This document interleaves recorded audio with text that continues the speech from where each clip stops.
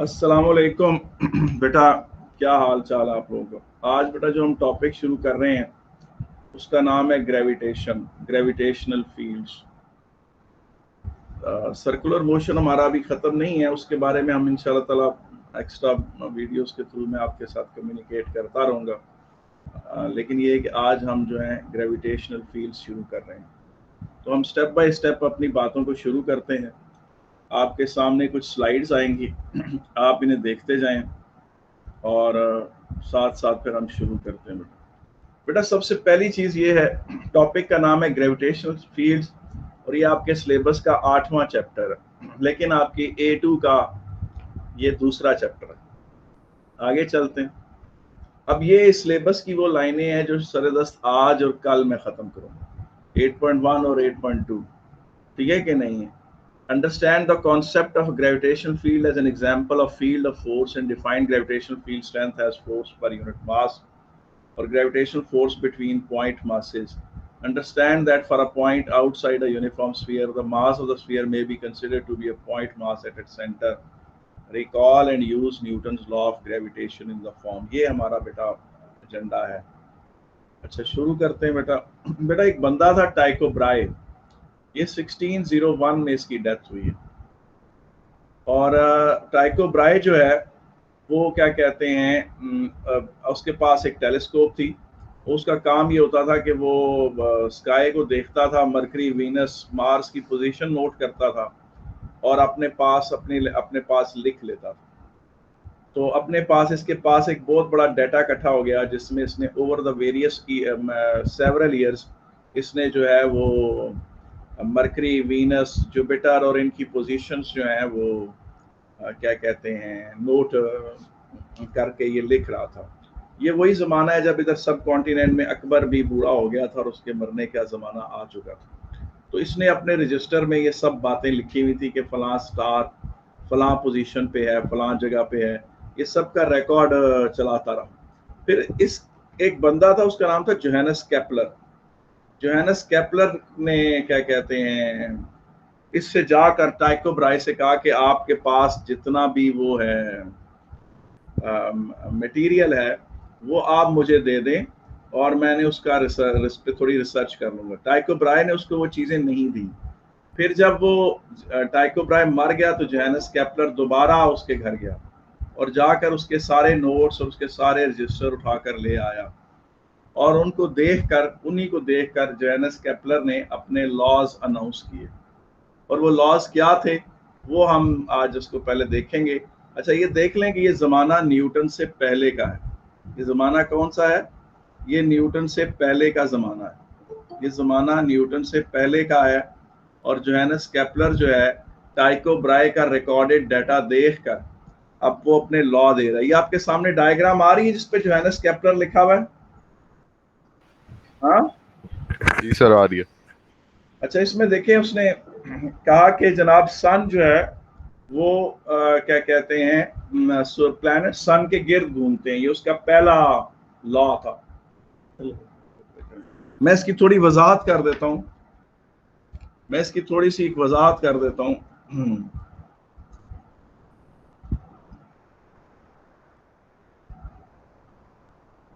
ये देखें ये है जनाब सर्कल। ये सर्कल है, ये इसका सेंटर है और ये सर्कल का सेंटर बन गया। और प्लैनेट्स, हम तो ये पढ़ते हैं ना कि प्लैनेट्स इसके गिर्द यूं यूं घूमते हैं। अब आप लोग ये चीज देखो कि उसके बाद ये एक इसको क्या कहते हैं, ये जो है ये सर्कल नहीं है, एलिप्स है। ये सर्कल नहीं है, एलिप्स है। और एलिप्स के दो सेंटर होते हैं या दो फोकस होते हैं। तो केपलर ने कहा कि सन जो है वो एक फोकस पे होता है और प्लैनेट का पाथ सन के गिर्द एलिप्टिकल होता है, यूं यूं वो गोल गोल घूमता है और दूसरा फोकस खाली। और उसने कहा कि सन के गिर्द सारे प्लैनेट्स इसी तरह एलिप्टिकल पाथ फॉलो करते हैं। एलिप्स के दो फोकस होते हैं और उनमें से या दो सेंटर होते हैं और उनमें से एक सेंटर पे सन है और प्लैनेट्स यूं यूं मूव करते हैं। जब प्लैनेट सन से थोड़ा दूर होते हैं तो उनकी स्पीड स्लो होती है और जब नजदीक होते हैं तो उनकी स्पीड थोड़ी तेज हो जाती है। ये उसका पहला लॉ था। फिर केपलर ने दूसरा लॉ दिया कि ये सन है और ये प्लैनेट्स उसके गिर्द घूम रहे हैं, तो किसी भी टाइम पर प्लैनेट अगर 3 दिन में इतना एरिया स्वीप किया उसने, अगले 3 दिन में भी उसके बराबर एरिया स्वीप करेगा, अगले 3 दिन में भी उसके बराबर एरिया स्वीप करेगा। The planet sweeps out equal area in equal intervals of time as it rotates around the sun. यहां से इस लॉ की इतनी कोई इंपॉर्टेंस नहीं है, मैं इसे सिर्फ मेंशन कर रहा हूं। और केपलर ने अपना तीसरा लॉ दिया कि जनाब एक प्लैनेट जब सन के गिर्द घूमता है और हम अगर एज्यूम कर लें, उसके एलिप्स को थोड़ी देर के लिए इग्नोर करके उसे सर्कल में ले आए, अप्रोक्सीमेट कर लें, तो जो वो यहां से यहां जाने का टाइम है, square of the time, that is proportional to r cube, radius के क्यूब से वो प्रोपोर्शनल है। इसका मतलब है कि जो प्लैनेट सन के बिल्कुल करीब है वो तेज तेज रोटेट कर रहा है, और वो प्लैनेट जो सन के बहुत दूर है वो आहिस्ता आहिस्ता रोटेट कर रहा है। और square of the time period, यानी यहां से यहां जाने का जो टाइम है, that this time, the square of this time is directly proportional to the cube of this radius. वो इस क्यूब ऑफ रेडियस के प्रोपोर्शनल है। तो बेटा ये चीज जो है, ये केपलर ने 3 लॉ दे दिए थे इससे पहले कि न्यूटन जो है वो अपना कोई लॉ देता। न्यूटन अभी पैदा भी नहीं हुआ था, ठीक है कि नहीं, या पैदा हुआ था तो बच्चा था उस वक्त। आगे चलते हैं जनाब। अब ये चीज देखें कि केपलर के ये 3 लॉ थे जो उसने दिए, और क्या कहते हैं, ये देखें, ये तो पहला लॉ उसका, ये पहला लॉ है उसका कि जनाब सन जो है वो एक फोकस पर है, दूसरा फोकस खाली है। इन दोनों फोकस को आप सेंटर भी समझ सकते हैं। और जो क्या कहते हैं प्लैनेट है वो उसके गिर्द रोटेट करता है। आगे ये देखें, ये वही जमाना है जब बेटा लीनिंग टावर ऑफ पीसा पे गैलीलियो गैलीली ने एक एक्सपेरिमेंट किया था कि जनाब कोई चीज भारी हो चाहे चीज हल्की हो, वो प्लैनेट की तरफ इकट्ठी एक टाइम के साथ गिरेगी। और उस जमाने में बहुत सारे लोगों ने वो उसका एक्सपेरिमेंट देखा था गैलीलियो गैलीली का, कि जनाब कोई चीज भारी हो या हल्की हो वो एक ही टाइम पे गिरती है, ठीक है कि नहीं। और ये चीज जो थी ये अरिस्टोटल की थ्योरी के अगेंस्ट थी, ठीक है कि नहीं। आगे चलें जरा। अब देखें, उस जमाने में न्यूटन ने अपने ये 3 लॉ भी थे। पहला लॉ क्या है जी, कि एवरी बॉडी इन रेस्ट और मूविंग विद कांस्टेंट वेलोसिटी, यहाँ स्पीड लिखा हुआ है वो गलत है, every body moving with constant velocity will continue to do so unless an external force is applied on it. Second law को भी आप अच्छी तरह जानते हैं कि the acceleration of an object as produced by a net force is directly proportional to the magnitude of that net force in the same direction as the net force and inversely proportional to the mass of। और तीसरा law क्या है, for every action there is equal and opposite reaction। इधर में ये 3 law भी थे। अब आगे चलें, अब देखते हैं इधर, यहां से हम शुरू करते हैं बेटा। पहली बात तो ये है कि आप ये चीज देखें, जब आइजैक न्यूटन को ये बात पता चली, आइजैक न्यूटन को ये बात पता चली कि देखें ये एक सन और प्लैनेट्स उसके गिर्द घूम रहे हैं।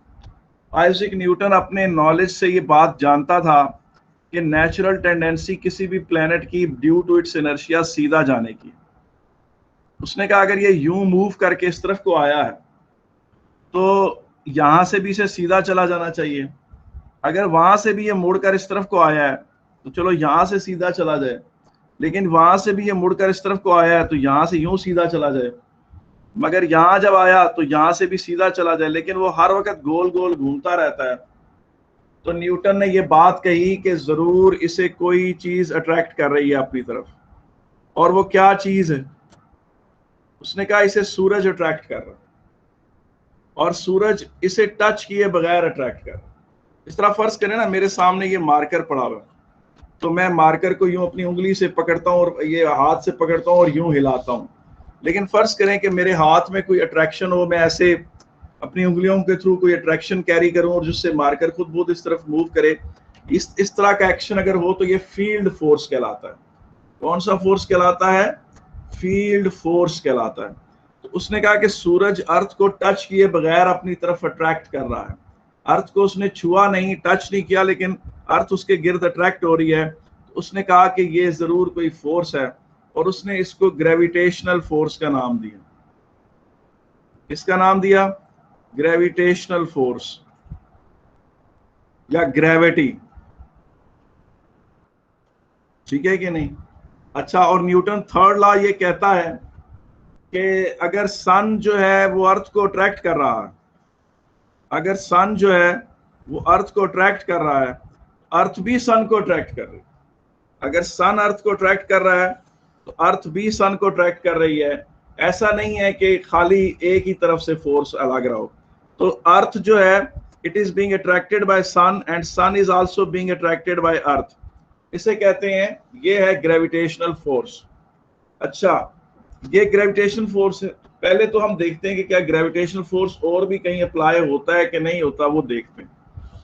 अब जब फर्ज करें कि कहते हैं कि बड़ा मशहूर सा एक्सपेरिमेंट है कि एक दरख्त था और न्यूटन उसके नीचे बैठा हुआ था और ऊपर से एक सेब टूट के नीचे गिरा। अब आपको पता है, ये बात तो तय है ना कि एक बॉडी अगर ऐसे पड़ी हुई है और एकदम वो मूव करना शुरू हो जाए, रुकी हुई बॉडी हो और वो मूव करना शुरू हो जाए। एक बॉडी एट रेस्ट थी, फिर एकदम उसने मूव करना शुरू कर दिया, इसका मतलब है कि वो एक्सेलरेट कर रही है। और वो एक्सेलरेट करने का मतलब यही है कि उस पर कोई फोर्स लगा है उसकी तरफ ऐसे। इसका मतलब है बॉडी रेस्ट पर हो और एकदम मोशन में आ जाए तो किसी फोर्स की वजह से आती है।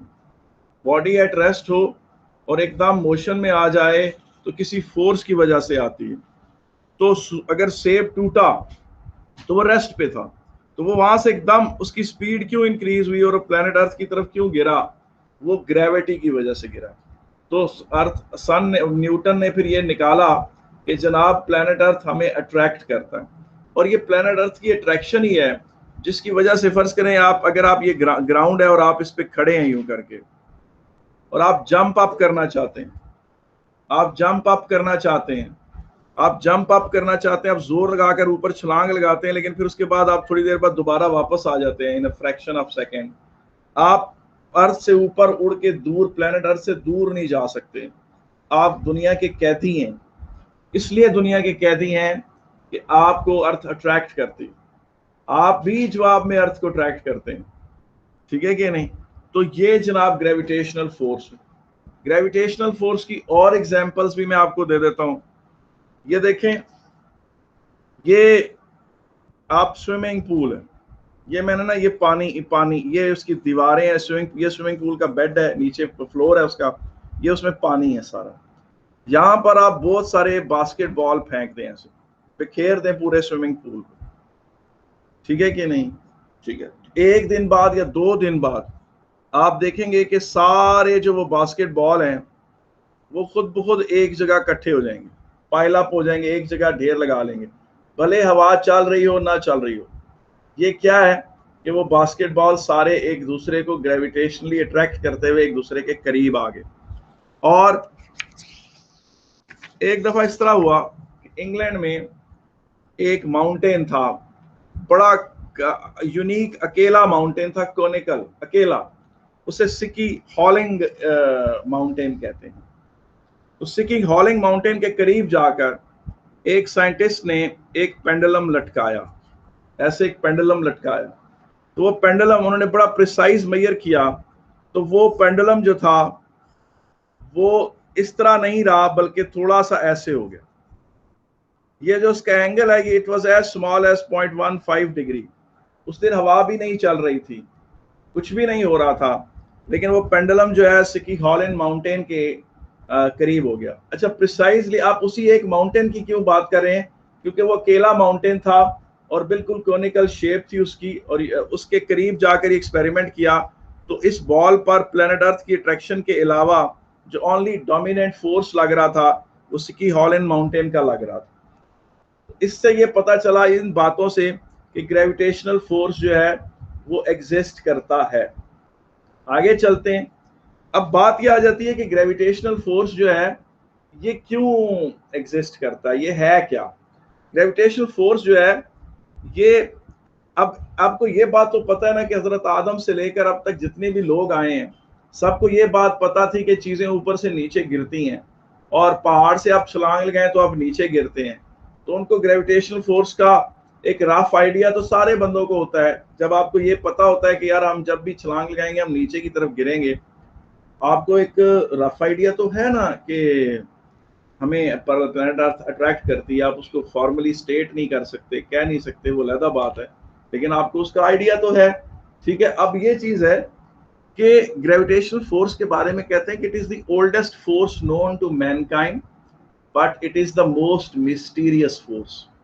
क्या मतलब, ग्रेविटेशनल फोर्स जो है वो ओल्डेस्ट फोर्स है that is known to mankind, मगर यही सबसे ज्यादा मिस्टीरियस भी है क्योंकि हमें इसके बारे में नहीं पता कि ये कैसे एक्शन करता है।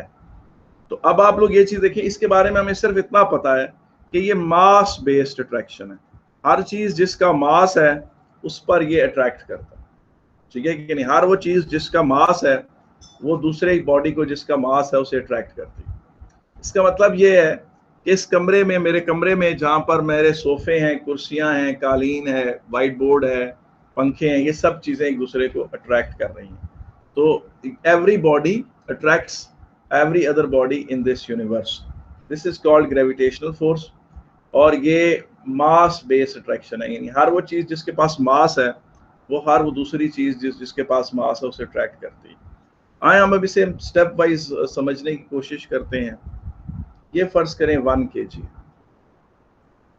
ये भी फर्ज करें 1 kg,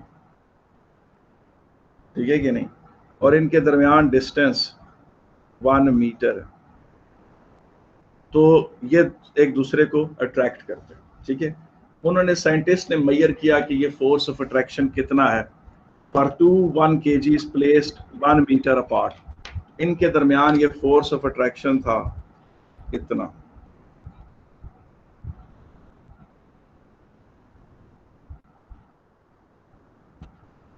इतना आप कहेंगे ये तो बहुत कम है, लेकिन इतना फोर्स ऑफ अट्रैक्शन था 1 kg प्लेस्ड 1 मीटर अपार्ट के दरमियान। ये ग्रेविटेशनल फोर्स है, ये इलेक्ट्रिक फोर्स नहीं है, ये कोई और फोर्स नहीं। इसको उन्होंने रिप्रेजेंट किया कैपिटल जी से, और कैपिटल जी ये चीज बन जाती है 6.67 into 10 raise to power -11 newton. ठीक है कि नहीं। अच्छा, इतना force 1 kg placed 1 metre apart के दरमियान आ गया। ठीक है, अब फर्ज करें कि ये एक 1 kg और ये एक और 1 kg, ये बॉडी है टोटल 2 kg की, और ये एक 1 kg की बॉडी, और इनके दरमियान डिस्टेंस वही 1 मीटर। तो इनमें फोर्स ऑफ अट्रैक्शन कितना होगा। अच्छा, इन दोनों का आपस का फोर्स ऑफ अट्रैक्शन हम फिलहाल डिस्कस नहीं कर रहे। इसका इसके साथ फोर्स ऑफ अट्रैक्शन होगा जी न्यूटन, इसका इसके साथ फोर्स ऑफ अट्रैक्शन होगा जी न्यूटन, और टोटल इस बॉडी का इस बॉडी के साथ जो फोर्स ऑफ अट्रैक्शन होगा वो 2g होगा। तो कितना होगा, वो 2g होगा। ठीक है, अब फर्ज करें इसका, ये एक बॉडी है 2 kg की और ये एक बॉडी है 3 kg की, और इनके दरमियान जो डिस्टेंस है वो बदस्तूर 1 मीटर ही है। ठीक है कि नहीं। तो हम कैसे पहचाने कि इनके दरमियान फोर्स ऑफ अट्रैक्शन कितना होगा। वो होगा कि यहाँ पर एक 1, इसमें इसके 2 हिस्से कर लें 2 kg के, इसमें एक ये 1 kg ले लें आप, क्या ले लें, एक 1 kg ये ले लें, और इसमें भी करें ये एक 1 kg और एक 1 kg यूं कर लें, और एक 1 kg यूं कर लें। इसके 3 हिस्से कर लिए ये आपने, या इसको थोड़े इस तरह बना लेते हैं, ज्यादा बेहतर है इसको हम ऐसे बना लें। ये 1 kg, ये भी 1 kg, ठीक है कि नहीं। ये 1 kg, ये 1 kg, और ये भी 1 kg, ये भी 1 kg, ये भी 1 kg। ये हो गया जी 2 kg और ये हो गया 3 kg, और डिस्टेंस इनके दरमियान 1 मीटर हो गया। अब ये 1 kg इस 1 kg को अट्रैक्ट करता है by a force of G newton, ये 1 kg इसे अट्रैक्ट करता है by a force of G newton, ये 1 kg इसे अट्रैक्ट करता है by a force of G newton, ये वाला 1 kg इसे अट्रैक्ट करता है by a force of G newton, ये वाला 1 kg इसे अट्रैक्ट करता है by a force of G newton, ये इसे अट्रैक्ट करता है by a force of G newton. तो ये टोटल बन गया 6 जी न्यूटन। टोटल कितना बन गया? 6 जी न्यूटन। और 6 आपके पास कहां से आया है? इसके 2 kg और इसके 3 kg को आप आपस में मल्टीप्लाई कर दें, 2 इंटू 3 6, क्यों आ गया? इस बात से ये बात पता चली कि ये अगर मास हो m1 और अगर ये हो मास m2 और इनके दरमियान डिस्टेंस हो 1 मीटर, इनके दरमियान जो फोर्स ऑफ अट्रैक्शन होगा वो होगा m1 m2 इंटू जी, m1 m2 इंटू जी, या m1 को m2 से मल्टीप्लाई करें और g शुरू में रख लें। ऐसे ये आपके पास फोर्स ऑफ अट्रैक्शन होगा। ये जो है इस तरह से हम मेजर करेंगे, ठीक है कि नहीं है? इस बारे में किसी ने कोई क्वेश्चन पूछना हो, इस बारे में किसी ने कोई क्वेश्चन पूछना हो तो मैं हाजिर हूं, ठीक है? सही है। अगर आपको समझ आ रहा है सही तो आप ओके लिख के टाइप कर सकते हैं। सर जी जी सर, दो बॉडीज हैं जिनका मास डिफरेंस ज्यादा है काफी, तो वो इक्वल फोर्सेस एक दूसरे पर नहीं आएंगे ना? जो हैवियर मास है वो जो छोटे मास में ज्यादा फोर्स लगाएगा? नहीं, बराबर है। नहीं, बराबर लगाएंगे बेटा। इसकी वजह ये देखो, फर्ज करो ये प्लेनेट अर्थ, ये प्लेनेट अर्थ, प्लेनेट अर्थ इतना बड़ा है कि प्लेनेट अर्थ का टोटल मास ये है, ये प्लेनेट अर्थ का टोटल मास है, ये प्लेनेट अर्थ का टोटल मास, इतने 6 के आगे 24 जीरोस हैं। और फर्ज करो ये कोई तिनका है, कोई तिनका क्या, एक एटम है। प्लेनेट अर्थ अगर इसे फोर्स एफ लगाता है तो ये वाला एटम इस पूरे प्लेनेट को भी फोर्स एफ ही लगाएगा। न्यूटन्स थर्ड लॉ कभी गलत नहीं हो सकता हो अभी तक। न्यूटन्स थर्ड लॉ कहता है to every action there is equal and opposite reaction. ये अलहदा बात है कि ये फोर्स इस एटम के लिए काफी है और ये वाला फोर्स इसके लिए काफी नहीं, ठीक है कि नहीं है? ये उसके लिए एक मिसाल के तौर पर ये देखें, ये एक बॉडी है, ये फर्ज करें 1000 kg की, और ये जनाब ये फर्ज करें 1 kg। ये दोनों एक दूसरे के ऊपर फोर्स ऑफ अट्रैक्शन लगाते हैं, ये 1 फोर्स एफ लगाता है, ये भी फोर्स एफ लगाता है। ये फोर्स एफ इस 1 kg के लिए एनफ है कि वो इसको इस तरफ को एक्सेलरेट करवाए, ये फोर्स इस 1 kg के लिए एनफ है कि वो इसे इस तरफ मूव करे, मगर ये फोर्स इस 1000 kg के लिए एनफ नहीं है कि उसे 1 kg की तरफ एक्सेलरेट करवाए। ये देखें, ये जी बिल्कुल, ये देखें, ये सन है, ये अर्थ है, ये सन है, ये अर्थ है। सन अर्थ पर एक फोर्स लगाता है एफ, और अर्थ भी सन के ऊपर फोर्स लगाती है एफ, मगर जो अर्थ है वो एफ अर्थ के लिए इतना ज्यादा है कि वो अर्थ को घुमा देता है सन के गिर्द, मगर वो एफ सन के लिए इतना ज्यादा नहीं है कि सन प्लेनेट अर्थ के गिर्द घूमे। इसका मतलब यह है कि फोर्स तो वो एक दूसरे के ऊपर इक्वल एंड ऑपोजिट ही लगाते हैं, मगर वो एक के लिए वो फोर्स एनफ है, छोटे मास वाले के लिए डोमिनेंट है, और बड़े मास के लिए वो फोर्स एनफ नहीं है। ये बात होती है।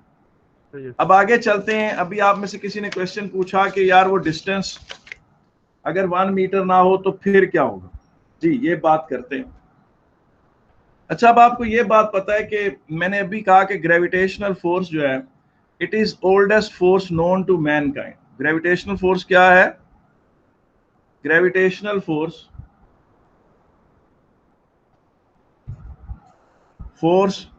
is the oldest force known to mankind.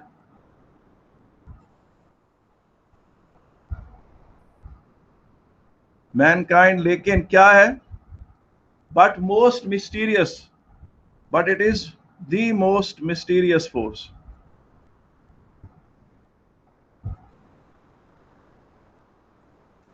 Scientist का ख्याल ये उनका ख्याल है, अभी इस पर उन्हें कोई सक्सेस नहीं मिली, कि कुछ खास किस्म के पार्टिकल्स होते हैं जिन्हें ग्रेविटॉन्स कहते हैं, और वो ग्रेविटॉन्स प्लेनेट अर्थ से निकलते हैं, चारों तरफ फैल जाते हैं। चारों तरफ क्या करते हैं? वो ग्रेविटॉन्स फैल जाते हैं और वो ग्रेविटॉन्स हैं जो प्लैनेट अर्थ से निकलकर मून पे गिरते हैं, मून से ग्रेविटॉन्स निकलकर प्लैनेट अर्थ पे गिरते हैं, और ये दोनों उस वजह से एक दूसरे को अट्रैक्ट करती हैं। ये एक थ्योरी है, अभी इस बारे में कोई साइंटिफिक हमें एक्सपेरिमेंटली इसका कोई प्रूफ नहीं मिला। तो ये ग्रेविटेशनल अट्रैक्शन के बारे में ये बात होगी। अब आगे देखें, आप लोगों ने ये तो पढ़ा हुआ है ना, ये देखें यहां से एक फर्ज करें आपके पास एक टार्च है, ये क्या है, ये मैं इसको बनाने की कोशिश करता हूं। ये देखें ये एक टॉर्च है यूं करके, ठीक है कि नहीं, इससे रोशनी निकल रही है यूं। तो ये देखें ये एक लेंथ है 1 मीटर, ये भी 1 मीटर है, और ये इस पे रोशनी गिर रही है, इस पे गिर रही, और ये जो ऑब्जेक्ट है ये टॉर्च से 1 मीटर दूर पड़ा हुआ है। ये मैंने आपके सामने इस तरह फैला के दिखाया, यानी ये ऐसे होना चाहिए, और टॉर्च की यूं लाइट है जो इस पे यूं गिर रही है, टॉर्च की लाइट यूं गिर रही है। तो मैं अगर ज्यादा इसको साइड व्यू दिखाऊं तो ये टॉर्च है, और ये वो 1 मीटर का ऑब्जेक्ट है जिस पे उसकी रोशनी गिर रही है टॉर्च की। अब अगर मैं ये डिस्टेंस 1 मीटर से, और ये पूरा जो एरिया है ये 1 मीटर स्क्वायर का एरिया, ये 1 मीटर स्क्वायर का एरिया, ये डिस्टेंस 1 मीटर। अब अगर मैं ये 1 मीटर से 2 मीटर कर दूं, ये लेंथ 2 मीटर कर दूं, और ये लेंथ भी 2 मीटर कर दूं, तो ये वाला जो एरिया है ये कितना होगा? तो बता सकता है ये एरिया कितना होगा?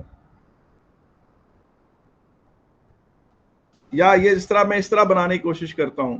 ये देखें, ये एक फर्ज करें 1 मीटर स्क्वायर का एरिया, यहां से लाइट आई, वो इस पे गिर रही है। अब आप डिस्टेंस डबल कर दें, नीचे ले जाएं, पैरामिड टाइप बना लें इस पे यूं, तो वो जो यहां से लाइट इस एरिया पे गिर रही थी, वो यूं फैल कर जब गिरेगी तो वो कितने एरिया पे गिरेगी? जी, सैफुल्लाह रिजवान ने सही जवाब दिया है कि वो 1 मीटर स्क्वायर से 4 मीटर स्क्वायर पे जाके गिरेगी। और उस लाइट की इंटेंसिटी, या यूं देखें, ये फर्ज करें ये टॉर्च है, इससे लाइट निकलती है, वो लाइट चारों तरफ फैल रही है, तो at a distance of 1 metre अगर उसकी इंटेंसिटी आई है, तो at a distance of 2 metre उसकी इंटेंसिटी I/4 हो जाएगी। एरिया 4 टाइम्स स्क्वायर के हिसाब से बढ़ता है, इस बात को जहन में रखें। और अब आप ये देखें, ये एक मास है, ये एक और मास है M2, इससे ग्रेविटॉन्स निकलकर चारों तरफ फैल रहे हैं, और वो यूं इसके ऊपर भी पड़ रहे हैं, और इससे भी कोई ग्रेविटॉन्स निकल रहे हैं जो चारों तरफ फैल रहे हैं, और उससे ये दोनों एक दूसरे को अट्रैक्ट कर रहे हैं। ये दोनों उससे एक दूसरे को क्या कर रहे हैं? अट्रैक्ट कर रहे हैं। अब अगर फर्ज करें कि इन दोनों के दरमियान डिस्टेंस जो है 1 मीटर है, तो क्या होगा? जब अगर दोनों के दरमियान डिस्टेंस 1 मीटर है, तो इनमें एक खास फोर्स है, उस फोर्स को आप F कह लें, ये भी उसको फोर्स F लगाता है, वो भी उसको फोर्स F लगाता है। तो जो ही आप डिस्टेंस डबल कर देंगे, तो एक दूसरे के ऊपर जो ये ग्रेविटॉन्स की इंटेंसिटी थ्रो कर रहे हैं, वो 1/4 कम हो जाएगी। तो इनके दरमियान जो फोर्स ऑफ अट्रैक्शन है वो F/4 रह जाएगा। यानी डिस्टेंस के डबल करने से इनकी जो इंटेंसिटियां एक दूसरे के ऊपर वो 1/4 डिक्रीज करेंगी, और इनके फोर्सेस ऑफ अट्रैक्शन डिक्रीज कर जाएंगे bye an amount of F/4।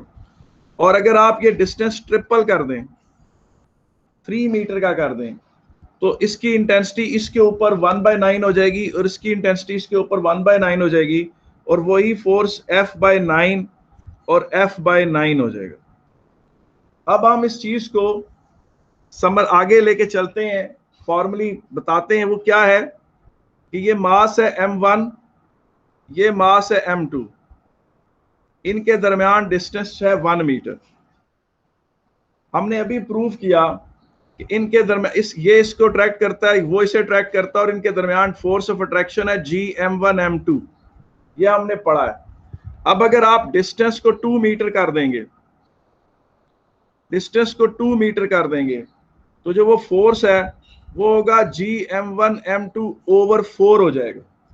ये इस पर जो फोर्स लगाएगा वो Gm1 M2, जी बिल्कुल सैफुल्लाह रिजवान आप सही कह रहे हैं, डिस्टेंस का स्क्वायर, क्योंकि इंटेंसिटी ग्रेविटॉन्स की इंटेंसिटी 1/2 स्क्वायर होगी, और ये भी इसके ऊपर जो फोर्स लगाएगा वो Gm1 M2/4 हो जाएगा। और फिर इसी तरीके से ये देखें, ये m1 है, ये m2 है, इनके दरमियान डिस्टेंस 3 मीटर कर दें तो इनके दरमियान जो फोर्स ऑफ अट्रैक्शन है वो Gm1 m2 ओवर 9 हो जाएगी। फोर्स इतनी कम हो जाएगी क्योंकि इंटेंसिटी 1/9 हो जाती है, ग्रेविटॉन्स की इंटेंसिटी 1/9 हो जाती है। तो ये फोर्स फिर इनवर्स स्क्वायर लॉ को फॉलो करता है। This gravitational force follows inverse square law।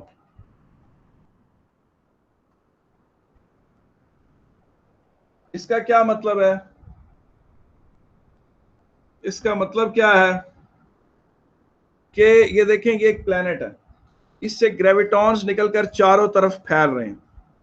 Eight a distance, एक सर्टेन डिस्टेंस पे उन ग्रेविटॉन्स की कोई वैल्यू है, इंटेंसिटी आए, जब डिस्टेंस डबल कर देते हैं तो आपने वो याद है इस तरह का एक फार्मूला पढ़ा था, intensity power over 4 pi r square, और उसमें पढ़ा था आपने कि इंटेंसिटी 1 ओवर आर स्क्वायर है। बिल्कुल इसी तरह से जब आप डिस्टेंस डबल करते हैं तो ग्रेविटॉन्स की इंटेंसिटी 1 ओवर आर स्क्वायर को फॉलो करती, और डिस्टेंस ट्रिपल करने से इंटेंसिटी फिर ज़ाहिर है 1/9 हो जाएगी।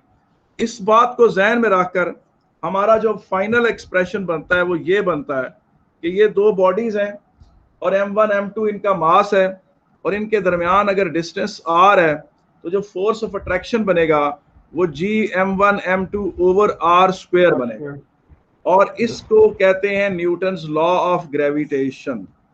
इसको बोलते हैं न्यूटन्स लॉ ऑफ ग्रेविटेशन।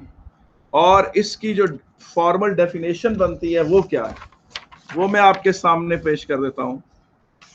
पहली बात यह है कि इस फोर्स में कोई एक्सेप्शन नहीं है। ऐसा नहीं है कि मेज तो कुर्सी को ट्रैक्ट कर रहा है लेकिन मेज व्हाइट बोर्ड को ट्रैक्ट नहीं कर रहा। ये पहली बात, ऐसा नहीं है, इसमें कोई एक्सेप्शन है ही नहीं। इस मेरे कमरे में जिसमें मैं बैठा हुआ हूं कोई ऐसी चीज नहीं है जो ग्रेविटेशनल फोर्स से आजाद हो। इसलिए पहला जो सेंटेंस है वो बड़ा इंपॉर्टेंट है, वो है एवरीबॉडी। क्या? Everybody in this universe attracts every other body. अच्छा बेटा मेरी बात सुने, अगर आप मार्किंग स्कीम खोलें तो उसमें ये पहला सेंटेंस नहीं लिखा होगा। उसकी वजह यह है कि मार्किंग स्कीम अब इस तरह से बनाई जाती है कि जी इतना कम से कम बेयर मिनिमम बच्चे ने इतना लिखा हो तो उसको नंबर दे दें। तो जो मैं आपको सेंटेंस ये लिखवा रहा हूं पहला ये आपने लाजमी लिखना है, everybody in this universe attracts every other body. ये पहला लॉ है, पहली बात है। विद अ फोर्स, कैसा फोर्स? जी विद अ फोर्स, वो कैसा फोर्स है? Which is directly proportional to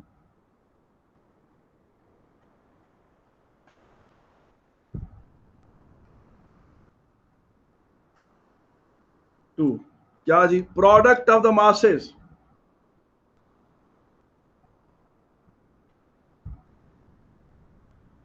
ये किस चीज की वजाहत कर रहे हैं?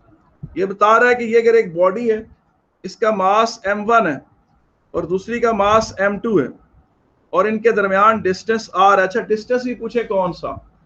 ये वाला डिस्टेंस नहीं, it is not this distance, ये वाला डिस्टेंस नहीं, बल्कि उनके सेंटर टू सेंटर का डिस्टेंस, सेंटर टू सेंटर वाला डिस्टेंस। और अगर फर्ज करें कोई बॉडी इररेगुलर है और दूसरी भी कोई इररेगुलर है, आप इनके सेंटर ऑफ मास निकालें और इसके सेंटर ऑफ मास से उसके सेंटर ऑफ मास तक जाएं तो वो everybody in this universe attracts every other body with a force which is directly proportional to the product of masses, and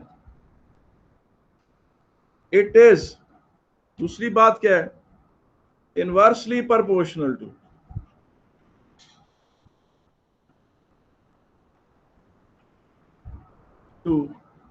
the square of distances between their centers।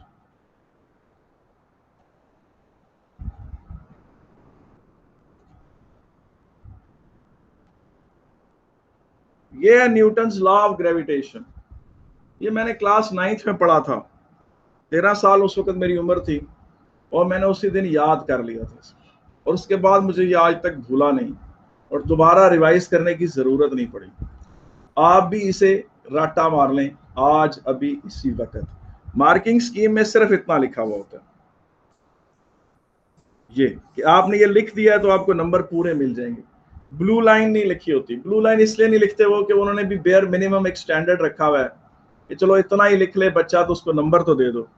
Every body in this universe attracts every other body with a force which is directly proportional to the product of masses, and it is inversely proportional to the square of the distances between their centers. आइए अब इसको mathematically express करते हैं, इसको mathematically लिखते हैं। और वो किस तरह से लिखना है, ये देखें, ये मास है m1 और ये दूसरा मास है m2 और ये डिस्टेंस r है, ठीक है कि नहीं। अब force is directly proportional to the product of masses. Force is directly proportional to the product of masses, हमने पढ़ा हुआ है, क्योंकि जितना इसका मास ज्यादा होगा दोनों का उतनी ज्यादा फोर्स ऑफ अट्रैक्शन होगी। ये force inversely proportional to the square of distance है। अभी आपने पढ़ा कि वो जब डिस्टेंस डबल होता है तो इंटेंसिटी ऑफ ग्रेविटॉन 1/4 हो जाती है, और उसकी वजह से फोर्स ऑफ अट्रैक्शन जो है वो क्या कहते हैं 1/4 डिक्रीज होती है, और डिस्टेंस ट्रिपल हो तो 1/9 हो जाती है। और इन्हें अगर आप मिला लें ये और फिर इक्वालिटी में कन्वर्ट करें तो जी को यहाँ पर as a constant of proportionality लाते हैं, और साथ एक बीच में बेटा यहाँ नेगेटिव साइन होता है। नेगेटिव साइन अट्रैक्शन की वजह से होता है। नेगेटिव साइन किसकी वजह से होता है? अट्रैक्शन की वजह से। कैपिटल जी क्या है? Constant of proportionality. और अभी आप जान चुके हैं कि कैपिटल जी है क्या। कैपिटल जी का नाम है यूनिवर्सल ग्रेविटेशनल कांस्टेंट, और कैपिटल जी की डेफिनेशन क्या है? Force of attraction between two unit masses placed unit distance apart. अभी आपने आज पढ़ा था कि ये 1 kg और ये 1 kg और इनके दरमियान डिस्टेंस 1 मीटर हो तो ग्रेविटेशनल फोर्स जो है वो इतनी उसकी वैल्यू बनती है, इतनी बनती। ये 6.67 इंटू 10⁻11 न्यूटन बनती। और ये फोर्स ऑफ अट्रैक्शन है बिटवीन टू। तो कैपिटल जी की डेफिनेशन क्या बनेगी? कैपिटल जी को पहले आप कहें कांस्टेंट ऑफ प्रोपोर्शनैलिटी है, ठीक है कि नहीं? कांस्टेंट ऑफ प्रोपोर्शनैलिटी, ठीक है कि नहीं? अब आप दूसरी बात ये है कि ये है क्या? Force of attraction between two unit masses placed unit distance apart, ठीक है कि नहीं? और कैपिटल जी की जो, अच्छा, ये यूनिवर्सल ग्रेविटेशनल कांस्टेंट है। यूनिवर्सल ग्रेविटेशनल कांस्टेंट इसे क्यों कहते हैं? इसलिए कि ये सिर्फ प्लैनेट अर्थ पर नहीं, मून पर, पूरी यूनिवर्स पे ये बिल्कुल ठीक अप्लाई होता है। अब तक जितने भी एक्सपेरिमेंट्स किए गए हैं वो ये प्रूव करते हैं कि ये कैपिटल जी जो है पूरे यूनिवर्स के लिए ट्रू है। कैपिटल जी क्या है? पूरे यूनिवर्स के लिए ट्रू है, इसलिए यूनिवर्सल ग्रेविटेशनल कांस्टेंट कहते हैं इसे। और ये जनाब आप ये नोट करें कि ये m1 है, ये m2 है, डिस्टेंस r इनके सेंटर से सेंटर तक है। फोर्स ऑफ अट्रैक्शन जो है वो g m1 m2 over r square with negative sign over here. अब आप देखें कैपिटल जी को सब्जेक्ट बनाएं, F R square over m1 m2 और साथ यहाँ नेगेटिव साइन बनाएं, तो यूनिट ऑफ जी क्या है?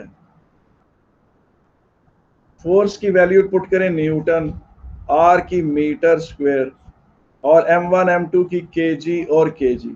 इससे पता चला कि g की वैल्यू तो मैं चले पहले बता चुका था 6.67 इंटू 10⁻11 है, लेकिन इसके units newton metre square KG square है, खाली न्यूटन नहीं है, ठीक है कि नहीं, खाली न्यूटन नहीं है, इसके यूनिट्स हैं newton metre square over KG square. इसके ये यूनिट्स इस इक्वेशन में अपीयर होने की वजह से हैं। इस फार्मूले में जो नेगेटिव साइन है, इस नेगेटिव साइन को आप इस्तेमाल नहीं करेंगे, इस नेगेटिव साइन को आप इस्तेमाल नहीं करेंगे। जब आप फोर्स ऑफ अट्रैक्शन कैलकुलेट किया करेंगे तो इस नेगेटिव साइन को इग्नोर कर देंगे, मगर फॉर्मली ये हमेशा इक्वेशन में मौजूद रहता है। उसकी वजह क्या है? उसकी वजह ये है कि ये फोर्स ऑफ अट्रैक्शन है, इसे समझने की कोशिश करते हैं। ये बॉडी है m1, ये बॉडी है m2। अगर m1 के पर्सपेक्टिव से देखें, m1 के पर्सपेक्टिव से देखें तो रेडियस का फैक्टर यू बनेगा। रेडियस हमेशा अवे फ्रॉम द बॉडी होता है जिससे मेजर किया जाता है, और फोर्स ऑफ अट्रैक्शन उसके ऊपर। m1 के पर्सपेक्टिव से ये रेडियस है का वेक्टर है और ये फोर्स का वेक्टर है जो वो m2 के ऊपर लगा रही है।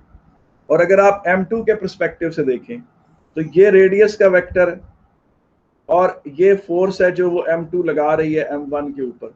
तो फोर्स और रेडियस अगर उनको वेक्टर के तौर पे देखा जाए तो दोनों एक दूसरे के उलट हैं। फोर्स ऑफ अट्रैक्शन के पॉइंट पर ज्यादा इसको कहेंगे, फोर्स ऑफ अट्रैक्शन के पर्सपेक्टिव से, इसलिए ये नेगेटिव साइन यहाँ आता है। ये वाला नेगेटिव साइन आप इस्तेमाल नहीं करेंगे कैलकुलेशंस के अंदर। तो ये था जनाब न्यूटन्स लॉ ऑफ ग्रेविटेशन।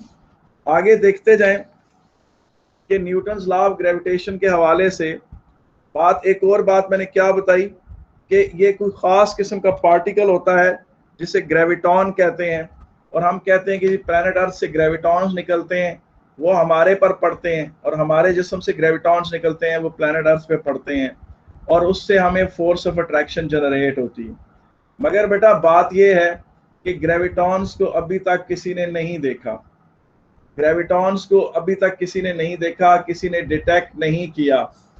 तो जनाब ग्रेविटॉन्स को इसीलिए कहते हैं कि gravitational force is the oldest force known to mankind but is the most mysterious force.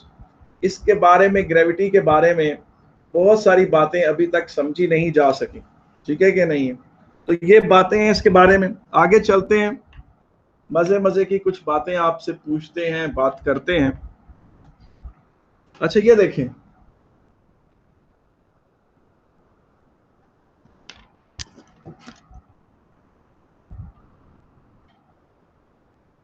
यार ये प्लैनेट अर्थ, ये सन है, ये Mercury, Venus, Earth, Mars, Jupiter, Uranus, Neptune, Saturn, Pluto. 1977 में प्लैनेट अर्थ ने एक लॉन्च किया सैटेलाइट जिसका नाम था वॉयेजर। वो यहां से निकला, वो मार्स के गिर्द से घूमता हुआ जुपिटर के पास पहुंचा 1989 में, और जुपिटर के पास से घूमता हुआ वो बाहर चला गया।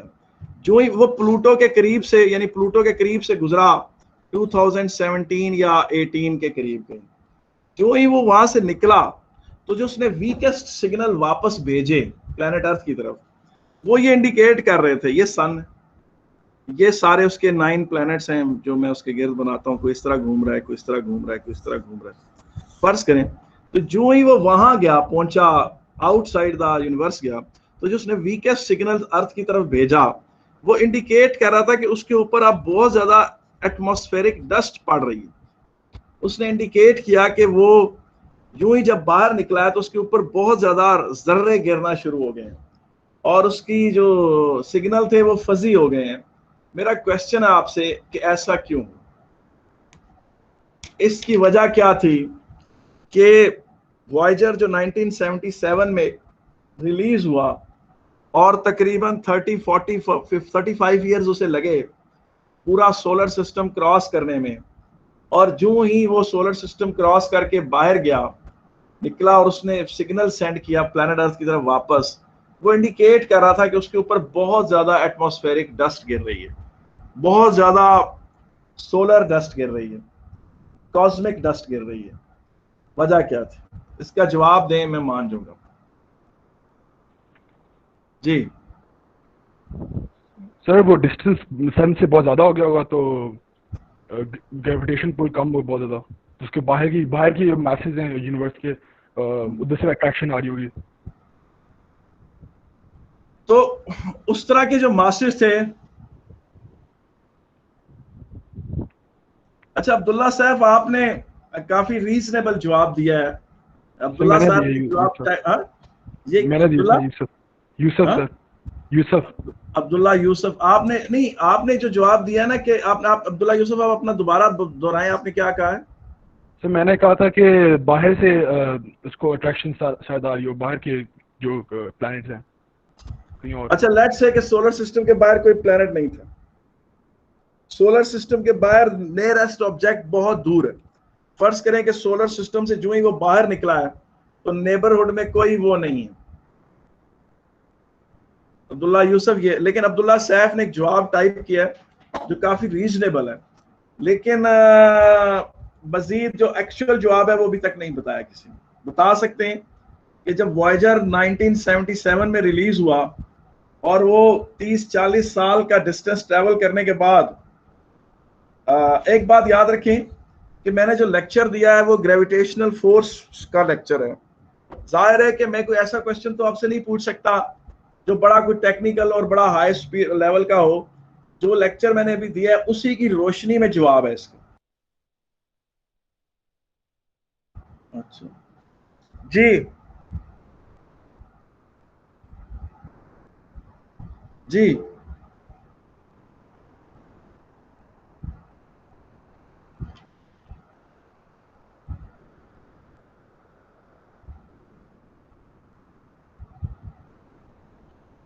सैफुल्लाह रिजवान तुम्हारी बात भी काफी ठीक है, लेकिन यह है कि आपकी बात भी रफली वही है जो अब्दुल्ला सैफ की बात है, लेकिन एक मेन रीजन अभी नहीं मौजूद आपने दी। अच्छा बेटा मेरी बात सुने, अब आप लोगों ने पार्टली, अच्छा ये देखें मेरा जवाब सुने बेटा, ये है, ये सन है, ये सन है। सन के नेबरहुड में जितनी भी डस्ट है, सन के नेबरहुड में जितनी भी डस्ट है वो सन ने अट्रैक्ट कर लेनी। सन के नेबरहुड में जितनी भी डस्ट है वो सन क्या कर लेगा, अट्रैक्ट कर लेगा। नतीजतन सन के नेबरहुड में वैक्यूम आ जाएगा, क्योंकि ऐसा नहीं हो सकता कि सन से थोड़े से फासले पे कोई डस्ट पार्टिकल्स मौजूद हों। भला क्यों नहीं होंगे, वहां पर सन की ग्रेविटेशनल अट्रैक्शन है, सन उनको अट्रैक्ट करेगा, वो भी सन को अट्रैक्ट करते हैं, मगर वो फोर्स उस डस्ट के लिए तो इनफ है कि उसे सन की तरफ एक्सेलरेट करवाए, मगर सन के लिए इनफ नहीं है कि सन उस डस्ट की तरफ एक्सेलरेट करे। तो सन के नेबरहुड में बड़ा अच्छा सा वैक्यूम क्रिएट हो जाएगा। इस तरह से सन के जो ये प्लेनेट है अर्थ भी अपने नेबरहुड की सारी डस्ट को अपनी तरफ अट्रैक्ट कर लेगी, सन अर्थ भी इसी तरीके से। तो इस तरह से सोलर सिस्टम में ये है, ये सन है, ये उसके 9 प्लैनेट्स हैं, ये उसके पहले 4 प्लैनेट्स के बाद थोड़ी सी बीच में गैप है, फिर जुपिटर आ जाता है। तो ये है कि यहाँ पर जितनी भी डस्ट थी सोलर सिस्टम के अंदर, जितनी भी डस्ट थी वो सारी की सारी या तो सन ने अट्रैक्ट कर ली, या सन ने अट्रैक्ट कर ली, या उसके प्लैनेट्स ने अट्रैक्ट कर ली। तो सन और उसके 9 प्लैनेट्स के अलावा एक अच्छा सा वैक्यूम क्रिएट हो गया, एक अच्छा सा क्या क्रिएट हो गया, वैक्यूम क्रिएट हो गया। और इसलिए जब जुपिटर वो वॉयेजर उड़ा अर्थ से और वो निकलता चला गया तो उसको कोई डस्ट फील नहीं हुई, लेकिन जो ही वो सोलर सिस्टम से बाहर गया तो वहां पर डस्ट मौजूद थी और उस डस्ट को किसी ने अट्रैक्ट नहीं किया हुआ था। वो डस्ट सारी की सारी वॉयेजर के ऊपर जाके गिरना शुरू हो गई और वॉयेजर ने रिपोर्ट किया कि उसके ऊपर बहुत ज्यादा डस्ट गिर रही है। तो इसका मतलब है कि इस अर्थ के नेबरहुड में अगर कोई वैक्यूम है तो उसकी वजह यह है कि वो सारी डस्ट अर्थ ने अट्रैक्ट कर ली है, ठीक है कि नहीं, और उसकी वजह से ऐसा हुआ। तो बेटा ये आज की वीडियो थी जो कि ग्रेविटेशनल फोर्स को के बारे में थी। इंशाअल्लाह ताला कल इस पे आगे बात जारी रखेंगे और ठीक है बंद कर दें, और उसके बाद इंशाअल्लाह